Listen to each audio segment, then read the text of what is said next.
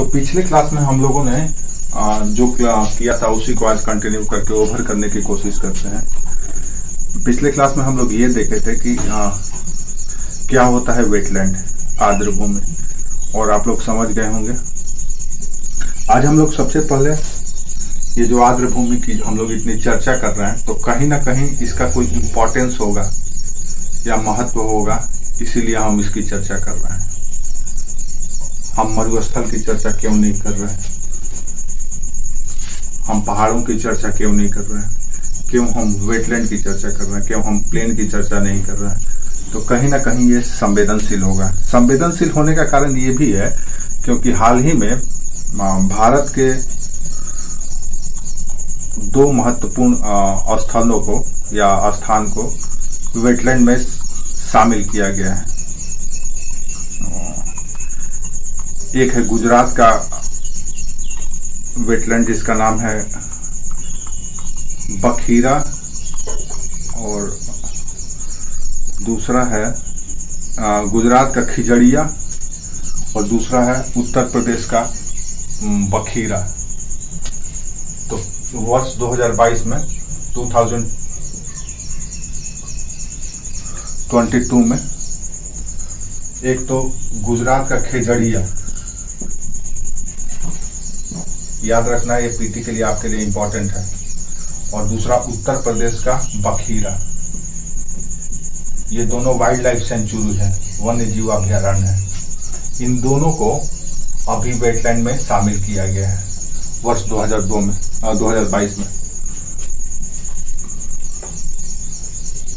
गुजरात का खिजड़िया KHEJARIYA खिजड़िया, और बखीरा ये उत्तर प्रदेश में है। अब इन दोनों को मिला करके भारत में टोटल 49 रामसर साइट्स या वेटलैंड एरिया हो गए हैं। अब वेटलैंड को हम लोगों ने देख चुका है कि वेटलैंड होता क्या है। अब वेटलैंड इतना क्यों सेंसिटिव है, क्यों इतना महत्वपूर्ण है, इसको हम एक एक करके देख लेते हैं। तब आपकी आंखों पर से पर्दा हटेगा क्यों हम इसकी पढ़ाई कर रहे हैं। तो नेक्स्ट एरिया है हमारा इंपॉर्टेंस ऑफ वेटलैंड, यानी आर्द्र भूमि का महत्व। आर्द्र भूमि क्या है आपको पता है? आर्द्र भूमि को अगर परिभाषित करना हो तो कैसे बताएंगे आप?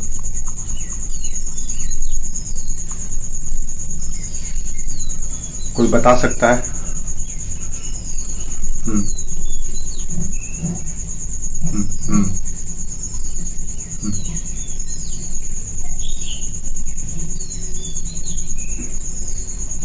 Very good. यानी कि वेटलैंड एक ऐसा एरिया है जो कि वहाँ के water environment, plant and animal control every life,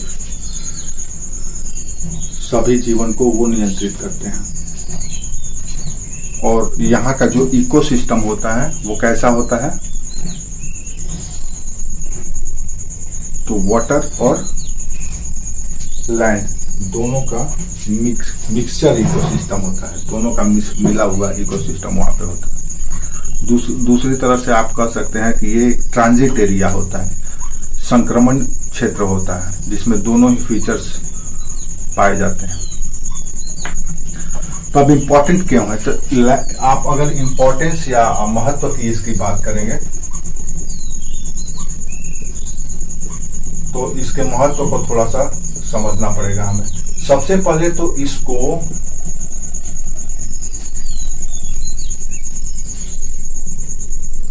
biological supermarket की तरह डिफाइन किया जाता है। जैसे आप सुपरमार्केट में जाते हैं तो सभी कुछ मिल जाता है, उसी तरह से ये भी बायोलॉजिकल सुपरमार्केट की तरह काम करता है। बायोलॉजिकल सुपरमार्केट, सुपरमार्केट में जाते हैं तो क्या मिलता है? तो सुपरमार्केट में आपके हर एक आवश्यकताओं को पूरा किया जाता है। तो बायोलॉजिकल सुपरमार्केट जैसे ही कहते हैं तो इसका मतलब ये है कि यहाँ पे विविध तरह के जीव पाए जाते हैं। दूसरा, अगर ये जीव पाए जा रहे हैं तो कहीं ना कहीं इसका फूड वेब होगा, फूड वेब्स यानी कि खाद्य जाल होगा।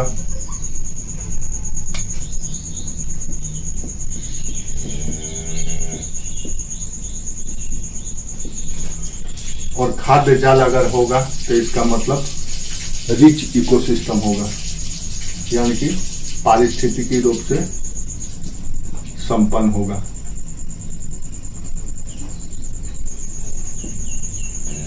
इसीलिए हम इसको बायोलॉजिकल सुपरमार्केट कहते हैं। जितना ज्यादा जैव विविधता है तो इसका मतलब ये है कि वहां पे उतना ही ज्यादा बेहतर फूड वेब है, क्योंकि फूड वेब होगा तभी तो विविध तरह के जीव उस पर निर्भर होंगे, एक दूसरे पर निर्भर होंगे, और विविध तरह के जीव होंगे और विविध तरह के फूड वेब होगा। तो इसका मतलब है कि वो एक संपन्न इकोसिस्टम है, इसलिए हमारे लिए इम्पोर्टेंस है। अगर आप इसमें जाएंगे तो जो वैरायटी ऑफ बायोलॉजिकल कंटेंट या बायोलॉजिकल ये है पार्ट है, वो सब के सब इसमें मिलेगा। इसीलिए ये सुपरमार्केट की तरह इसको संबोधित किया जाता है।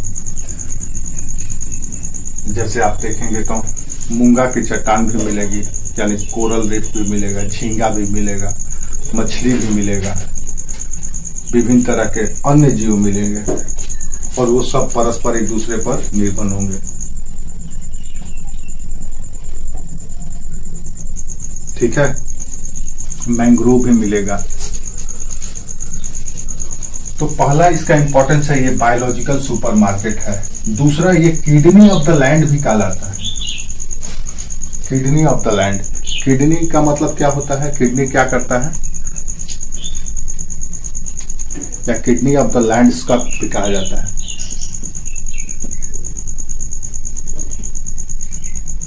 किडनीज या किडनी को हिंदी में क्या कहा जाता है, गुर्दा।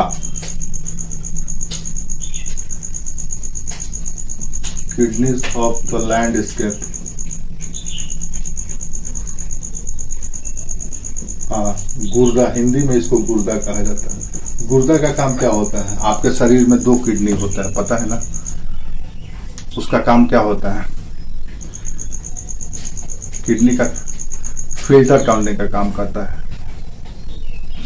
तो जो भी अनवांटेड मिनरल्स या अपशिष्ट आपके बॉडी से निकलता है उसको फिल्टर करके थ्रू यूरिनल निकाल देता है। बाकी जो अच्छा चीज होता है उसको बाहर अंदर ही रखता है और वापस भेज देता है। तो ये भी कुछ इसी तरह से काम करता है वेटलैंड। कैसे काम करता है, कल्पना करो, नदी, तालाब, झील, कोस्टल एरिया या और भी इस तरह के जो भी वेटलैंड है वो कैसे फिल्टर के रूप में काम करता है। तो आप देखेंगे कि फिल्टर के रूप में ये वाटर साइकिल के रूप में काम करता है। इसके पास वाटर साइकिल होता है, यानी कि जल चक्र के माध्यम से ये भी काम करता है। कैसे जल चक्र के रूप में काम करता है, वाटर साइकिल क्या होता है पता है, तो साइकिल का मतलब होता है, हाँ बोलो, कोई बोलना चाह रहा है,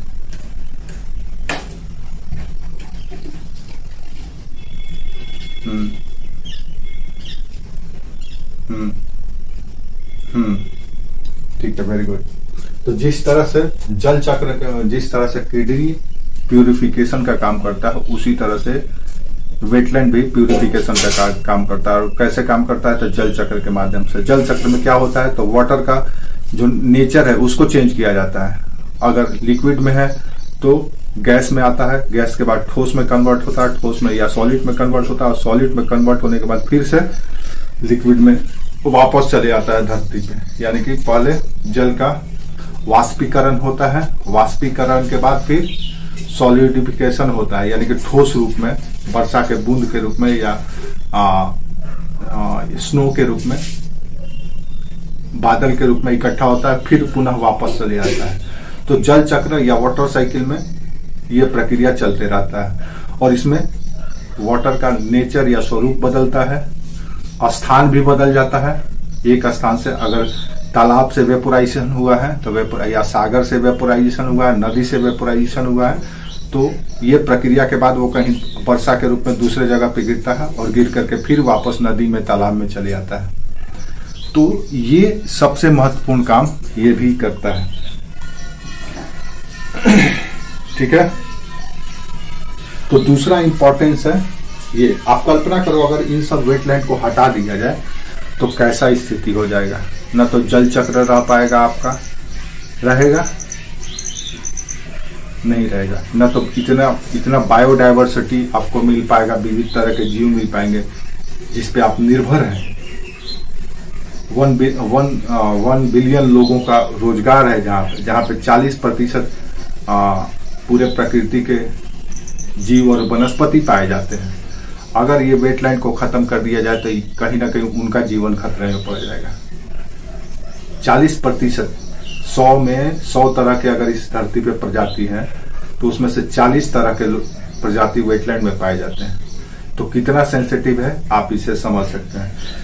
तीसरा जो इम्पोर्टेंस है ये बहुत सारे मेडिसिनल प्लांट यहाँ पे पाए जाते हैं, औषधीय पौधे। तीसरा इम्पोर्टेंस, इसका इम्पोर्टेंस जब जान लेंगे तब उसको देखेंगे हम लोग कि इंटरनेशनल लेवल पर और नेशनल लेवल पर कौन से इनिशिएटिव लिए गए हैं या कौन से पहल किए गए हैं इसको बचाने के लिए, इसको कंजर्व करने के लिए। और एक और चीज पढ़ेंगे कि इसमें खतरा क्या है, चैलेंजेस क्या है, क्यों हम इसका चिंता कर रहे हैं। तो आपको पता ही है कि इसका सबसे जो फंडामेंटल या बेसिक चैलेंज है वो ये है ह्यूमन एक्टिविटीज। मानव अपने विकास के अंध दौड़ में हर एक चीज को नष्ट करने में लग गया है।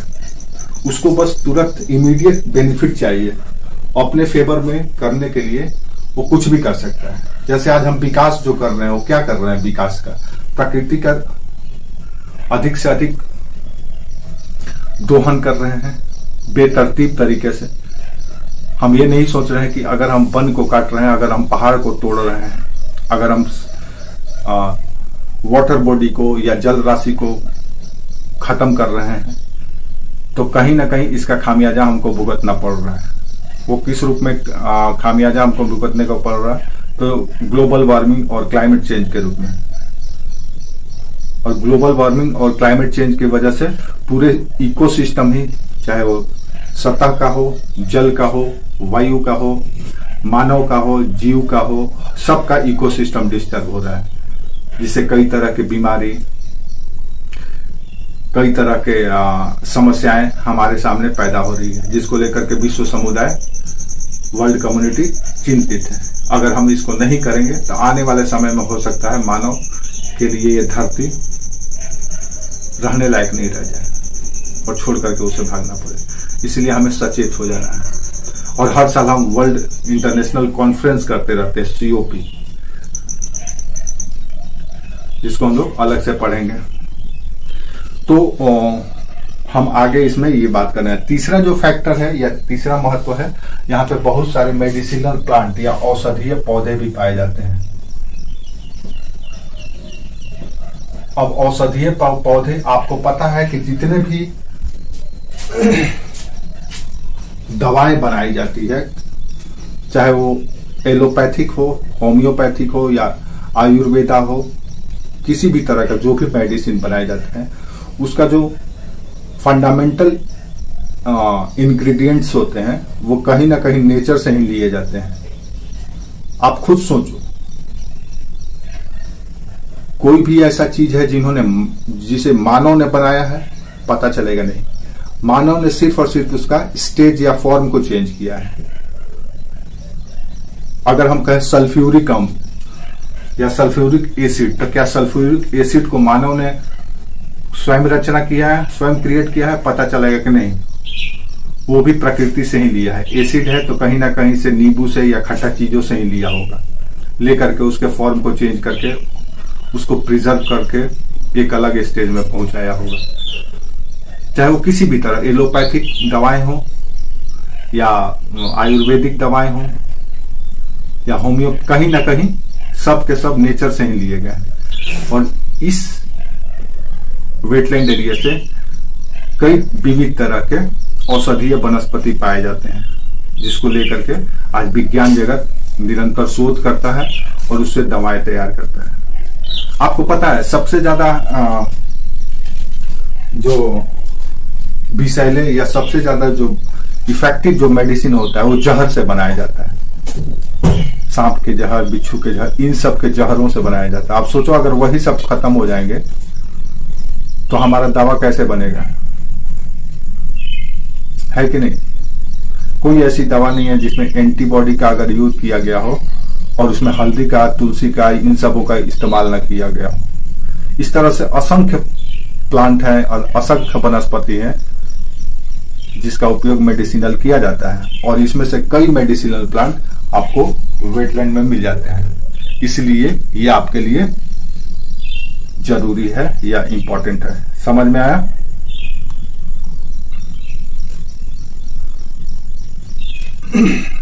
समझ में आया?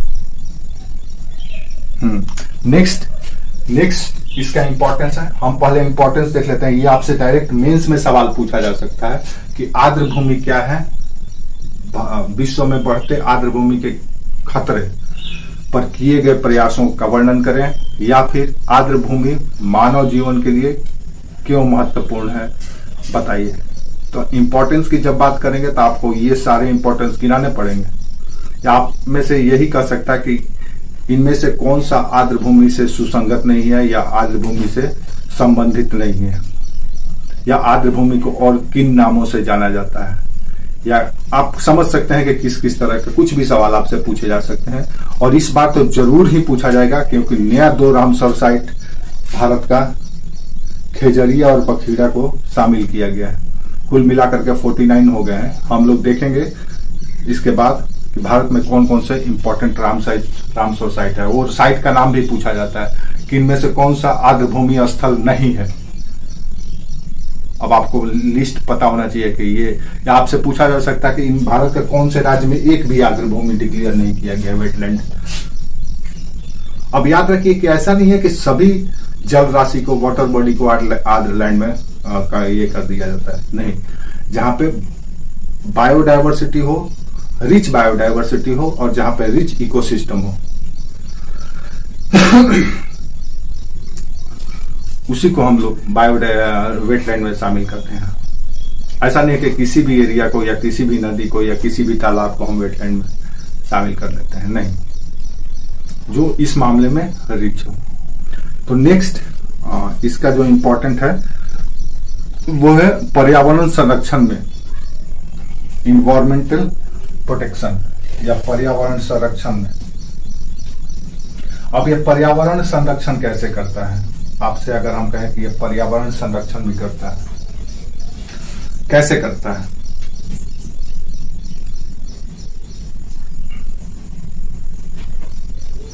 बता सकते हैं? तो पर्यावरण संरक्षण में आप ऐसे समझ सकते हैं कि मान लो किसी एरिया में, सिंपल सा बात है, वेटलैंड में हम जानते हैं कि ये वो जगह होता है जहां पे वर्ष भर पानी बना रहता है या नमी बना रहता है। अब मान लो कि कोई स्थान है, जगह है, और यहाँ पे एक वेटलैंड एरिया है, बाढ़ का मैदान है या पौंड है या रिवर है, कुछ भी है। तो पर्यावरण संरक्षण में क्या करता है कि जब अतिरिक्त जल राशि हो जाता है तो ये वेटलैंड अपने पास इसको ले लेता है। जैसे बाढ़ आया तो इस वेटलैंड एरिया में बाढ़ का पानी जमा हो जाता है। नदी में सरप्लस या अधिशेष जल राशि हुआ तो इसमें आके स्थिर हो जाता है। तो इससे क्या हुआ कि जो अन्य प्रकृति के जो अन्य संगठक थे, जैसे वनस्पति या और भी कुछ जीव, वो बाढ़ में बर्बाद नहीं होते हैं, डूबते नहीं है, सड़ते नहीं है, गलते नहीं है। जो स्थलीय इकोसिस्टम का हिस्सा है वो बाढ़ के पानी से बर्बाद नहीं होता है, और बाढ़ का पानी इस क्षेत्र में चले जाता है, और बाद में वही वेटलैंड शुद्ध करके या कार्बन का इसका अवशोषण करके इसको बचाए रखता है। दूसरा क्या देखते हैं कि जब ये बाढ़ का पानी यहाँ पे इकट्ठा हो जाता है या ओवरफ्लो हुआ पानी जब इस क्षेत्र में इकट्ठा हो जाता है तो ये वाटर बॉडी, क्या कहते हैं, स्थल, या आप कह सकते हैं कि भूमि के नीचे का जो जल स्तर है उसको भी रिचार्ज करता है, क्योंकि यहां से पानी रिस करके अंदर चले जाता है। तो कुल मिला जुला करके देखें तो बायोडायवर्सिटी और इकोसिस्टम इन दोनों को बनाए रखने में बना करके पर्यावरण को संरक्षण करता है। समझ में आया? तो अगर बाढ़ के दौरान जल ज्यादा हो जाता है तो उसका अवशोषण कर लेता है। तीसरा, ये जलवायु परिवर्तन, क्लाइमेट चेंज। क्लाइमेट चेंज के विरुद्ध भी या उसको संरक्षण, क्लाइमेट चेंज के खिलाफ भी ये काम करता है। जलवायु परिवर्तन, जलवायु परिवर्तन में क्या होता है, क्लाइमेट चेंज में क्या होता है,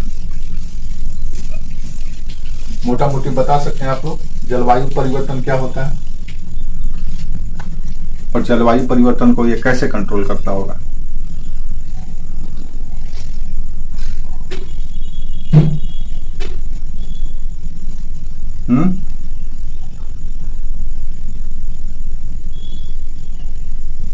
तो सबसे पहले तो जलवायु परिवर्तन होता क्या है, तो या जलवायु परिवर्तन होता क्या है, व्हाट एंड व्हाई।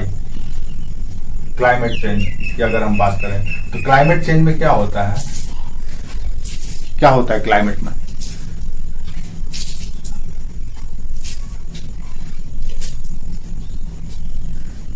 क्लाइमेट अगर आपसे पूछा जाए जलवायु, जलवायु क्या है?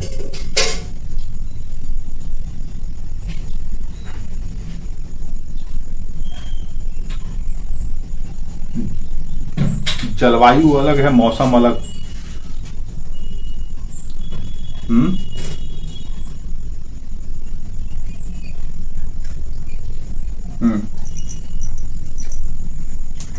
तो फिर नॉर्मल वेदर कंडीशन होता है तो फिर उसको तो मौसम कर देंगे हम। जलवायु क्या होता है? क्लाइमेट और वेदर में तो अंतर होता है ना।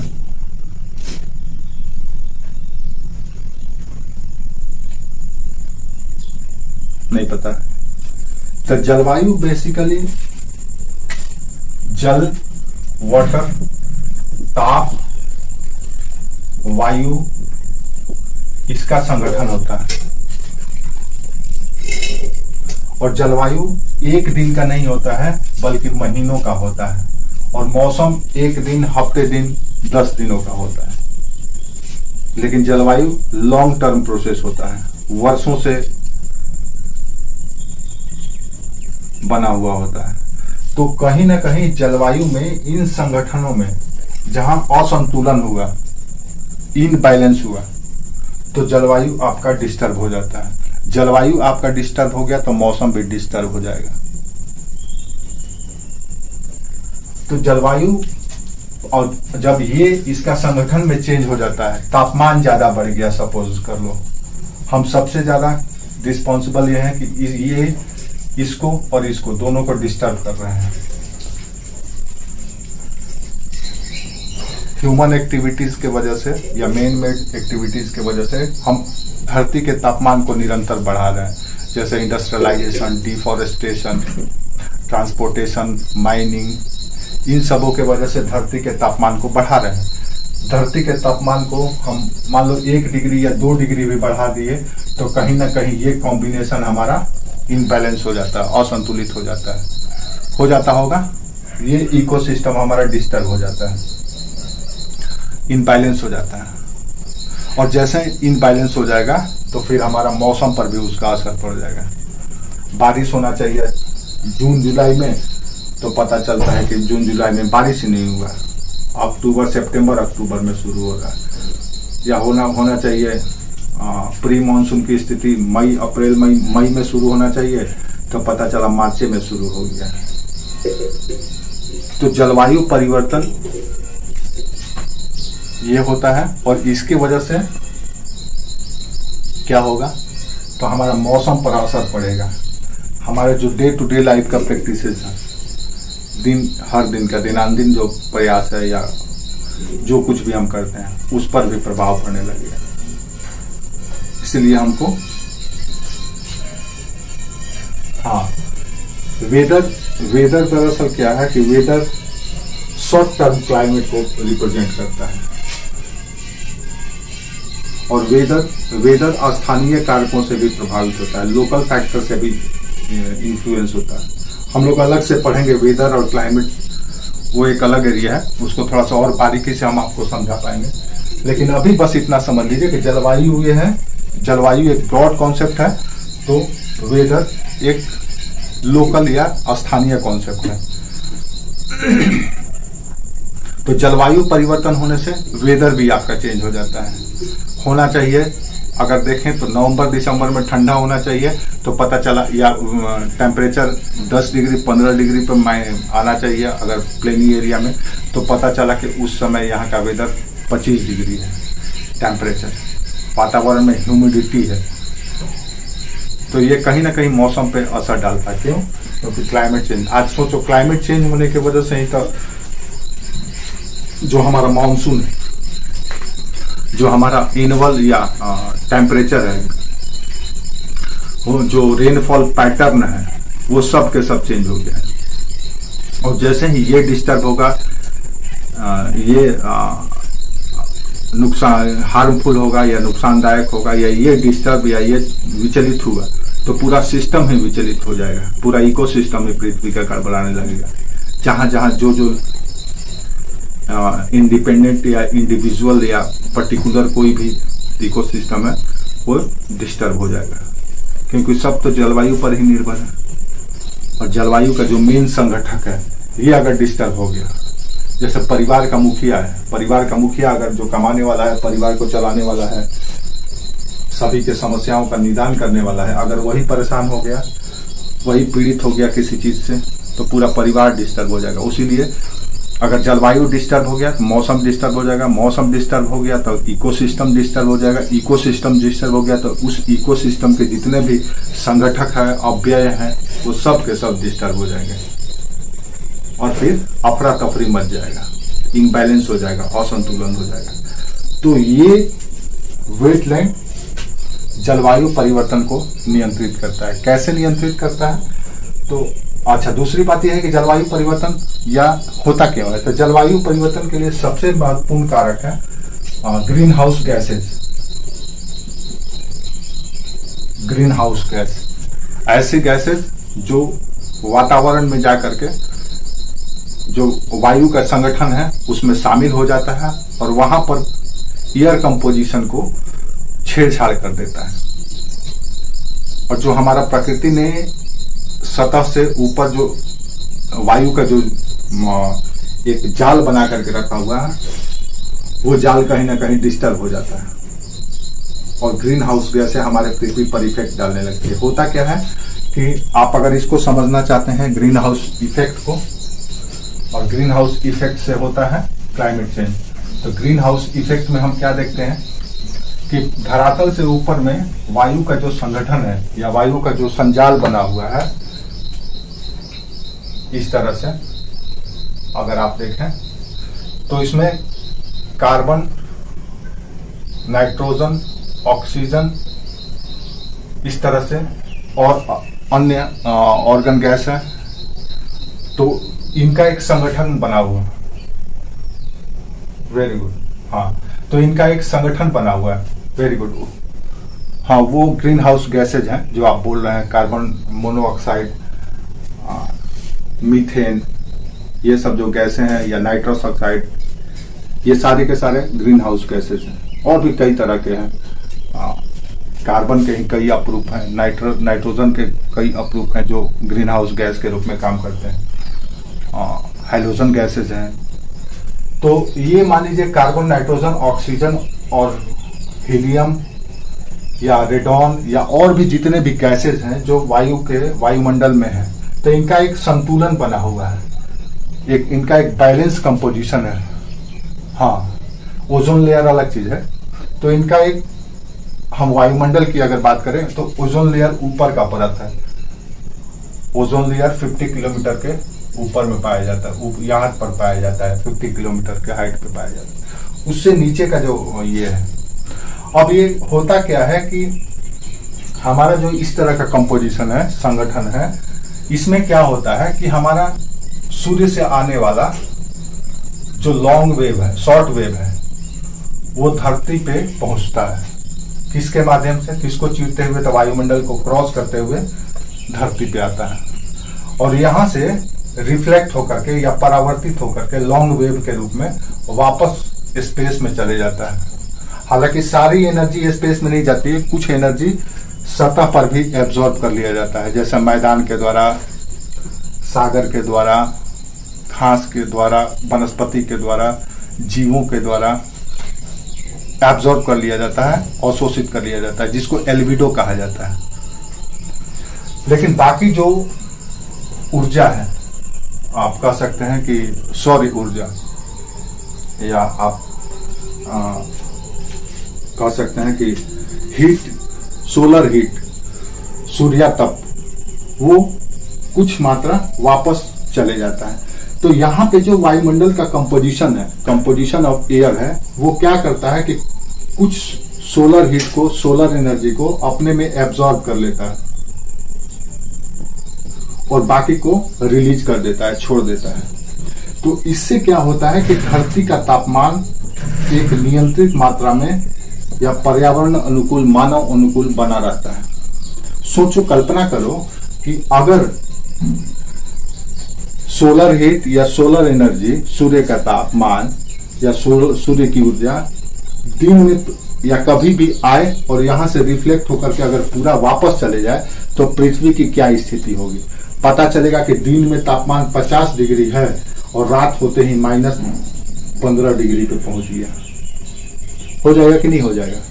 लेकिन ये वायु का जो संगठन है, कंपोजिशन ऑफ एयर है, जिसको हम वायुमंडल कहते हैं, वो क्या करता है कि इसको जब ये परावर्तित होकर के, रिफ्लेक्ट होकर के वापस अंतरिक्ष में जाता है, तो उसमें से कुछ मात्रा को ये एब्जॉर्ब कर लेता है, सोख लेता है। सोख लेने से क्या होता है कि धरती का तापमान एक नियंत्रित या औसत बना रहता है, जिससे जो तापांतर या टेम्परेचर वेरिएशन होता है वो बहुत कम होता है।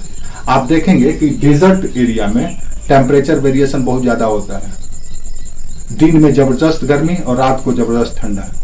इसका कारण कहीं ना कहीं वहां का एटमॉस्फेरिक कंपोजिशन में कुछ ना कुछ भेद होता है या अलगाव होता है, जिसकी वजह से ये क्रिया मिलता है।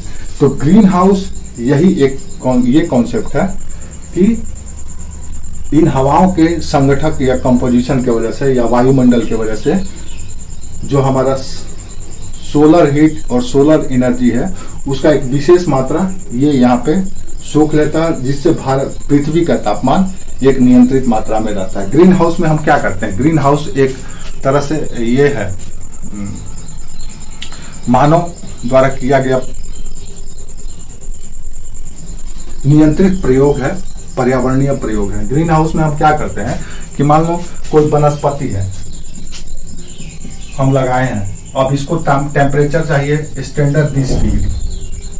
अब हमको पता चला कि दिन में इतना सूर्य का रोशनी पड़ता है कि यहाँ का टेम्परेचर 30 डिग्री पहुंच जाता है, तो स्वाभाविक है कि ये प्लांट या वनस्पति हमारा मर जाएगा।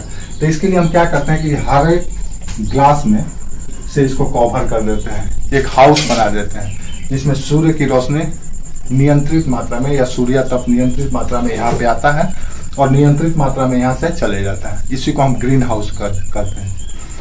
और यहाँ आपको पता है ना ये कॉन्सेप्ट, जैसे आप आज भी देखेंगे कि कोई भी सेंसिटिव प्लांट होता है या पौधा होता है तो उसको ऐसे ही विकसित किया जाता है, green house plant, green house बना करके।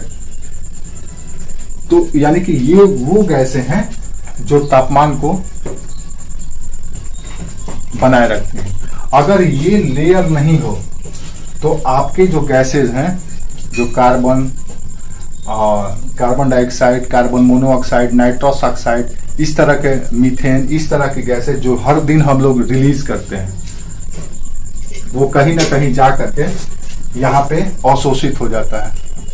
जैसे methane, carbon monoxide, carbon dioxide, nitrous oxide, ये सब यहाँ पे जा करके वायु के संगठन में शामिल हो जाते हैं। उसका जो स्टैंडर्ड या नॉर्मल कंपोजिशन है उसको डिस्टर्ब कर देते हैं। अब जैसे वहां पे जाकर के मान लो नाइट्रस ऑक्साइड या कार्बन डाइऑक्साइड या कार्बन मोनोऑक्साइड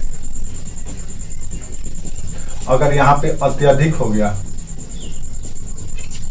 कार्बन मोनोऑक्साइड अगर यहाँ पे अत्यधिक हो गया, तो क्या होगा कि ग्रीन हाउस का जो प्रक्रिया है वो बढ़ जाएगा।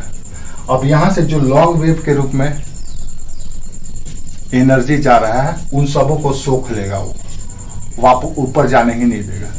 जो अभी तक से जो नॉर्मल फेनोमिना था वो ये था कि एक निश्चित मात्रा में एब्जॉर्ब करता था, बाकी सबको रिलीज कर देता था।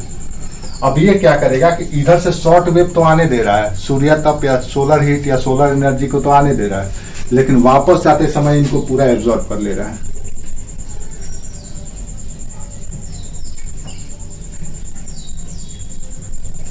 तो इससे क्या होगा, इस सतह का तापमान बढ़ जाएगा, और तापमान बढ़ने से क्या होगा, इकोसिस्टम पर असर पड़ जाएगा। तापमान बढ़ने से क्या होगा, क्लाइमेट पे असर पड़ जाएगा, जलवायु पे असर पड़ जाएगा। तापमान बढ़ने से क्या होगा, जलवायु जैसे डिस्टर्ब होगा तो क्या होगा, मौसम पे असर पड़ जाएगा। तो क्लाइमेट और वेदर अगर डिस्टर्ब हुआ तो कहीं ना कहीं पूरा का पूरा इन्वायरमेंट डिस्टर्ब हो जाएगा। अगर इन्वायरमेंट डिस्टर्ब हुआ तो इकोलॉजी डिस्टर्ब हो जाएगा, अगर इकोलॉजी डिस्टर्ब हुआ तो बायोडाइवर्सिटी डिस्टर्ब हो जाएगा। तो ये जो हमारा वेटलैंड है ये क्या करता है कि इन ग्रीन हाउस गैसेस का अवशोषण कर लेता है अपने में। यहाँ पे इतने तरह तरह के प्लांट और जीव पाए जाते हैं कि इनको वापस वायुमंडल में जाने ही नहीं देता है, एब्जॉर्ब करके इनको सतह में ही अपने इसमें शामिल कर लेता है, जिससे हमारा क्लाइमेट चेंज और इन्वायरमेंटल डिस्टर्बेंस से हम बच जाते हैं। समझ में आया वेटलैंड क्यों इंपॉर्टेंट है, क्यों जरूरी है? लिख लो। जलवायु परिवर्तन के विरुद्ध भी ये काम करता है। जैसे आर्द्र भूमि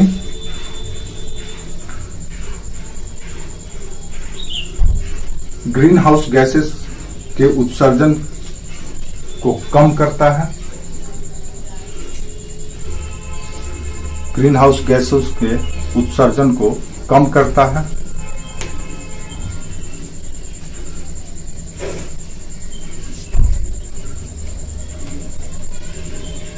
और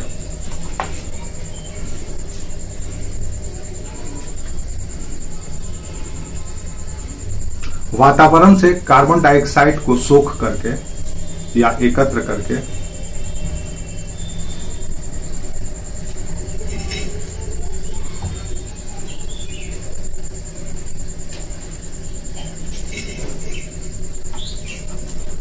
तथा अन्य ग्रीन हाउसेस गैसेस जैसे methane, nitrous oxide, carbon monoxide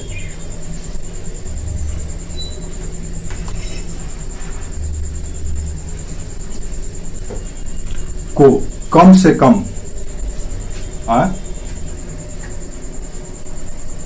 कुछ पूछना चाहते।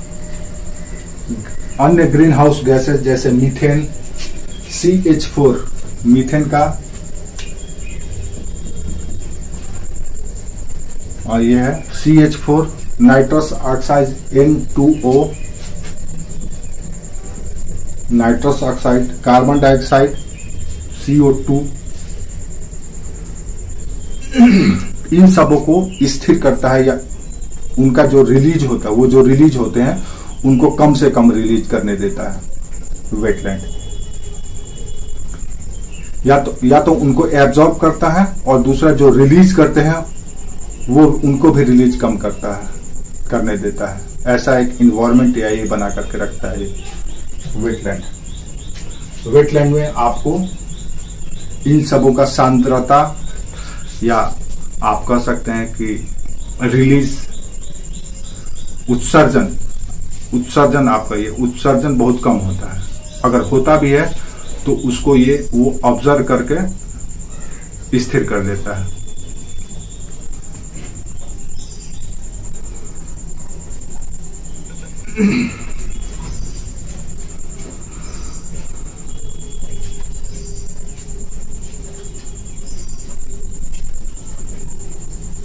तो जलवायु परिवर्तन में ये आपका बहुत सहायक है जलवायु परिवर्तन को नियंत्रित करने में वेटलैंड।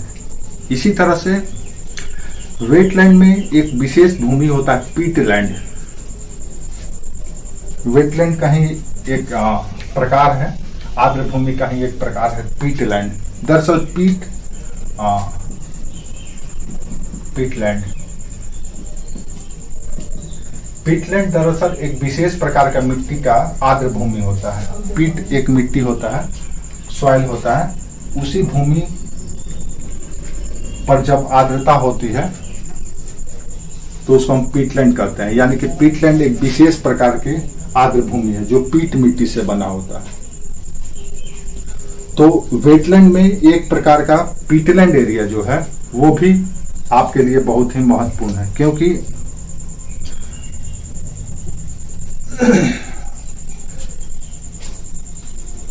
ये जो एरिया है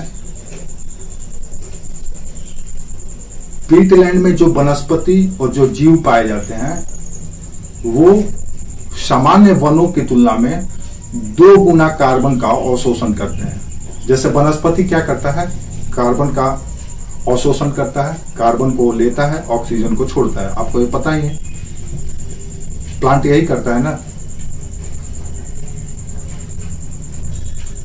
हाँ, लेकिन कुछ प्लांट ऑक्सीजन लेते हैं, ऑक्सीजन छोड़ते हैं। जैसे पीपल, बर, ये ऑक्सीजन लेते हैं, ऑक्सीजन ही छोड़ते हैं।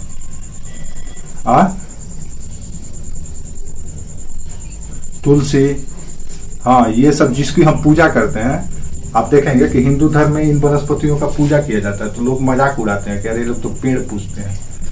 तो ये पेड़ क्यों पूजा जाता है, क्यों इनको ईश्वर या भगवान देवता का वास कहा जाता है इस पे, क्योंकि ये वो देवता की तरह काम करते हैं। तो जहां पे वनस्पतियां कार्बन को सोखती है और ऑक्सीजन रिलीज करते हैं दिन में, तो वो जितना करती हैं उससे 2 गुना ज्यादा कार्बन अवशोषण या कार्बन का ऑब्जॉर्प्शन या कंजम्पशन पीटलैंड, जो एक विशेष प्रकार के मिट्टी से बना होता है, वो करता है। और वो आर्द्र भूमि होता है, वो नमी वाला क्षेत्र है। और अगर आप इस धरती पे देखें तो लगभग 3% एरिया पे, 3% एरिया पर पीटलैंड फैला हुआ है। तो कार्बन अवशोषण करने के लिए, अगर इन्वायरमेंट में कार्बन की मात्रा ज्यादा हो रही है तो अगर उसको कंट्रोल करना है, तो जैसे हम प्लांटेशन करते हैं, फॉरेस्टेशन करते हैं, वनीकरण करते हैं या वनस्पतियों का रोपण करते हैं, जंगल को कम काटते हैं, तो उसी तरह से हमको इन पीटलैंड एरिया को भी बचाना पड़ेगा। क्योंकि जहां पे 10 वनस्पति 10 पेड़ जितना कार्बन का अवशोषण करेंगे, पीटलैंड के 5 वनस्पति ही या पीटलैंड का क्लाइमेट जो है वो अकेले कर लेगी। तो जो वहां पे 10 करेंगे, यहाँ पे 5 ही कर लेंगे। इसलिए आपके लिए ये जरूरी है। ठीक है।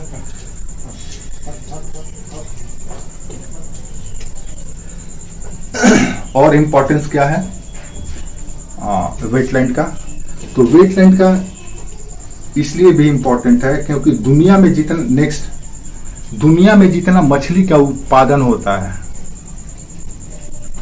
जितना मछली निकाला जाता है सागर से, नदी से, तालाब से, झील से, उसका 2/3 हिस्सा यानी 66% हिस्सा वेटलैंड से ही निकाला जाता है, उत्पादित किया जाता है। अब आप इसका महत्व समझ सकते हैं, क्यों हमको इसको बचाना जरूरी है, क्यों हम इसके प्रति इतने सेंसिटिव हैं।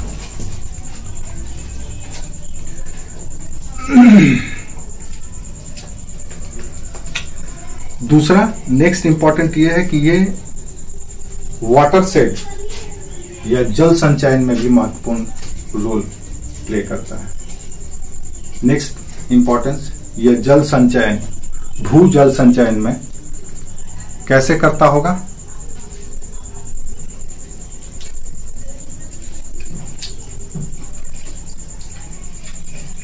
तो आपको पता है।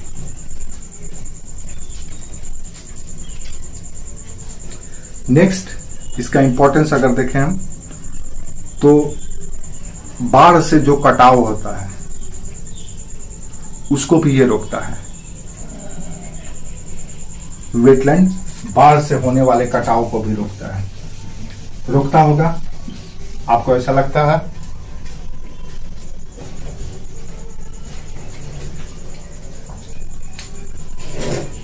बिल्कुल रोकता है। कैसे रोकता है?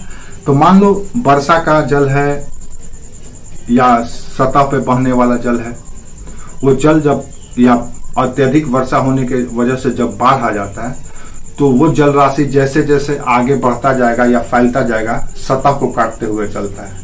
लेकिन अगर वेटलैंड हो तो पानी वहीं पर ठहर जाता है, उसी में जाकर के रुक जाता है। इससे सतह का कटाव रुक जाता है। अगर नदी है, तालाब है, झील है, कल्पना करो, तो पानी उसी में जाता है और एक प्रॉपर चैनल के माध्यम से निकल जाता है। अगर ये सब नहीं हो तो पानी सतह पर फैलता रहेगा और सतह का ऊपरी जो फर्टाइल मिट्टी है उसको बहा करके ले जाकर के कहीं ओशन में या कहीं भी डिपॉजिट कर देगा। जो वनस्पति है उनके रूट को, उनके जड़ को, उनके मिट्टी को बहा करके ले जाएगा और ले जाकर, क्योंकि अगर जितना ज्यादा सतह पर पानी फैलेगा उतना ही ज्यादा कटाव होगा। और पानी अगर फैल रहा है तो स्वाभाविक है कि प्रवाहित हो गए, और जब प्रवाहित होगा तो अपने साथ मिट्टी को भी, पोषक तत्वों को भी लेते हुए जाएगा और ले जाकर के उनको सागर में या कहीं किनारे पर रख देगा, छोड़ देगा। तो आपका क्षेत्र या आपका उपजाऊ या पोषक तत्व तो चला गया, तो आपके लिए एक चुनौती हो जाएगा। अगर भूमि का ऊपरी परत या जो पोषक या फर्टाइल मिट्टी है अगर वो बहा करके चले जाए तो इससे क्या होगा? कृषि पर प्रभाव पड़ेगा, वनस्पतियों के विकास पर प्रभाव पड़ेगा। लेकिन अगर वही पानी को वेटलैंड इकट्ठा कर ले, रख ले, तो एक तो रिस्क करके ग्राउंड वाटर भी रिचार्ज हो जाएगा, पानी भी जल स्तर, भूमिगत जल स्तर भी बना रहेगा। धीरे धीरे उस क्षेत्र सभी उस क्षेत्र के में पानी का कभी कमी नहीं होगा, इकोसिस्टम वहां का रिच हो जाएगा, बायोडाइवर्सिटी अच्छा रहेगा। इसीलिए पहले के लोग हर एक घर में कुआं बनाते थे, सार्वजनिक कुआं बनाते थे। अब हम लोग नहीं बनाते हैं, जिसकी वजह से आज हम जल संकट में पड़ गए। हम लोगों के पूर्वज जो थे वो नदियों और तालाबों और झीलों में पानी देखा करते थे। फिर हम लोग बड़े हुए थोड़ा सा तो हम लोग कहाँ देखने लगे? टंकी में पानी देखने लगे। उसके बाद का जो जनरेशन आया तो बोतल में पानी देखने लगा। आने वाले हो सकता है समय में सीरीज में पानी देखे लोग, बॉडी में पानी का इंजेक्ट किया जाए, क्योंकि पीने के लिए उतना पानी रहेगा ही नहीं। क्यों? तो इसके लिए हम लोग पहले से ही हमारा जो प्राकृतिक वाटर सेट सिस्टम था, जैसे तालाब खुदवाना, नाला बनवाना, कुआं खुदवाना। आप एक एक्सपेरिमेंट करके देखिएगा, आपके घर में अगर बोरिंग है, उसका जल स्तर गर्मियों के दिन में नीचे चला जाता होगा, आपका पानी नहीं मिलता होगा। क्यों नहीं मिलता होगा? क्योंकि हम लोग पूरे सतह पर कंक्रीट का मरुस्थल तैयार कर दिए हैं। अब सतह के नीचे पानी जाता ही नहीं है, ग्राउंड वाटर रिचार्ज नहीं होता है। बारिश हुआ, पानी आया, बह करके सागर में चले जाता है। पहले ऐसा नहीं था, जो पानी जहां गिरता था वो वहीं पर उसी जगह पे धरती के नीचे चले जाता था, रिचार्ज हो जाता था। तो उस जगह का, उस क्षेत्र का वाटर लेवल हमेशा बना रहता था। लेकिन अब हम लोग सड़क, घर, आंगन, मैदान, हर जगह कंक्रीट का मरुस्थल तैयार कर दिए। पानी था अंदर जाता ही नहीं, ऊपर ऊपर बह करके चले जाता है। तो ये वेटलैंड बाढ़ से होने वाले कटाव को रोकता है।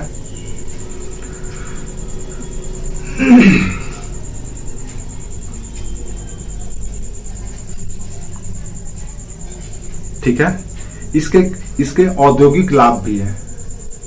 नेक्स्ट इसका इंडस्ट्रियल बेनिफिट या कमर्शियल बेनिफिट भी है।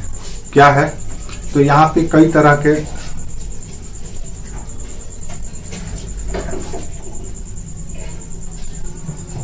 आर्द्र भूमि पर आधारित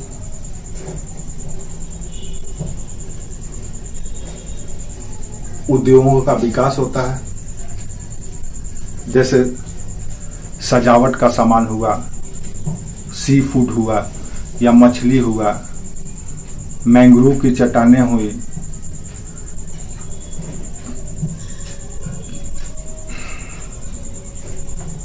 ये सारे के सारे हमको बोलो, हाँ, जैसे मछली, पीने का जल,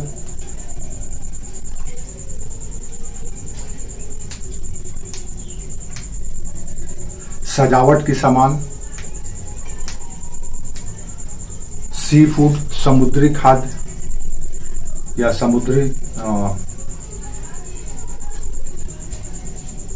उत्पाद,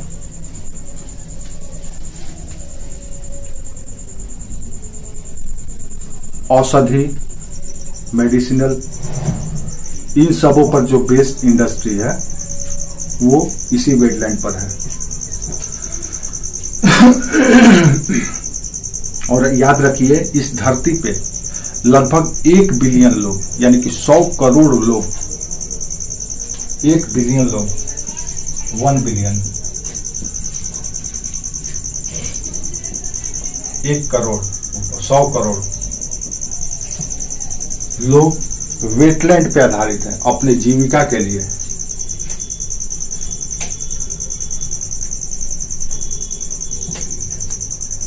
इसका इतना इंपॉर्टेंट है। इसका कल्चरल, इसका टूरिस्ट या पर्यटन के दृष्टि से भी इंपॉर्टेंस है। नेक्स्ट पॉइंट, पर्यटन के दृष्टि से भी ये बहुत महत्वपूर्ण है। कई ऐसे झील हैं, तालाब हैं, कोस्टल एरिया है जहां पे लोग घूमने के लिए जाते हैं, जैसे चिल्का झील, राजसमंद, कई ऐसे झील हैं, लक्षद्वीप, ये सब पर्यटन का स्थल है। अंडमान निकोबार, ये सब के सब पर्यटन के स्थल है, लोग घूमने के लिए जाते हैं। तीसरा, इसका कल्चरल इंपॉर्टेंस भी है, सांस्कृतिक महत्व भी है।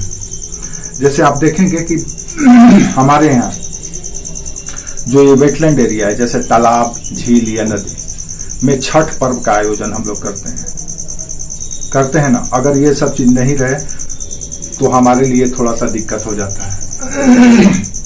इसी तरह से आप देखेंगे तो मणिपुर में लोकतक झील है, लोकतक झील मणिपुर का, उसको मां का दर्जा दिया गया है।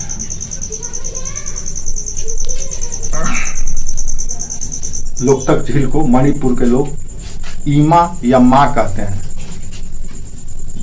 ईमा या मां का दर्जा दिए हैं, उनके लिए इतना इंपॉर्टेंट है। इसी तरह से सिक्किम में एक झील है जिसका नाम है खेचियो पलरी, खेचियो पलरी झील, खेचियो पलरी झील लेक है सिक्किम में, KHECHOPALRI, खेचियो पलरी लेक। इसको इच्छा पूर्णी झील कहा जाता है। अगर आपकी कोई इच्छा है तो आप इस झील में जाकर के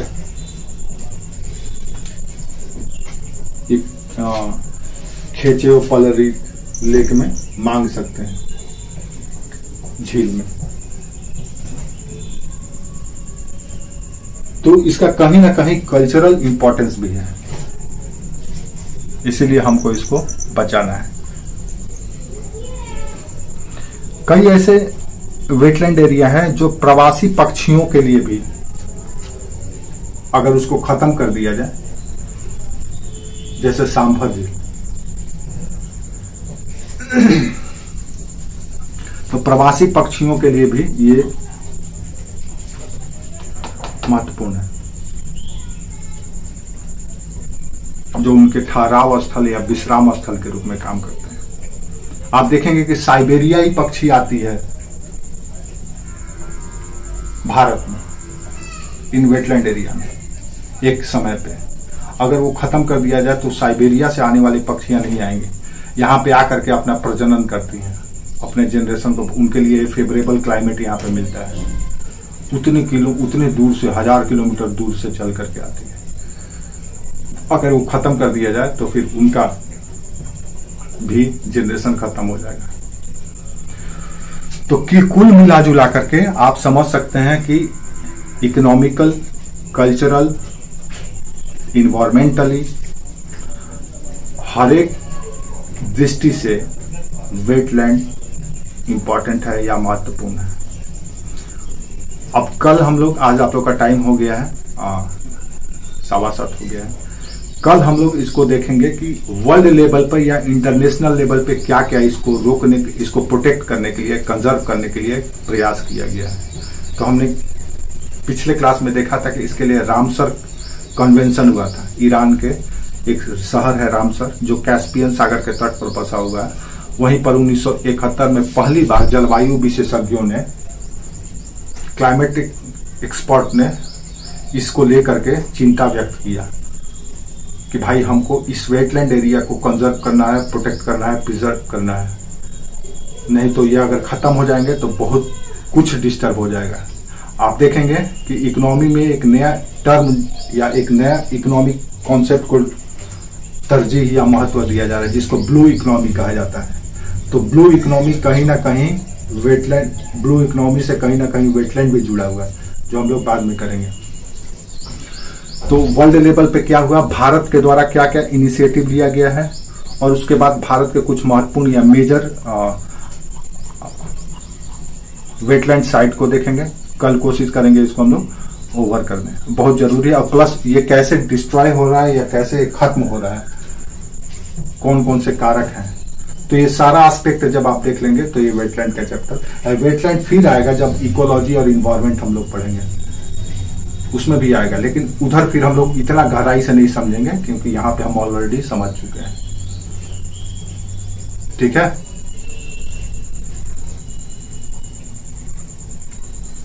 समझ में आया?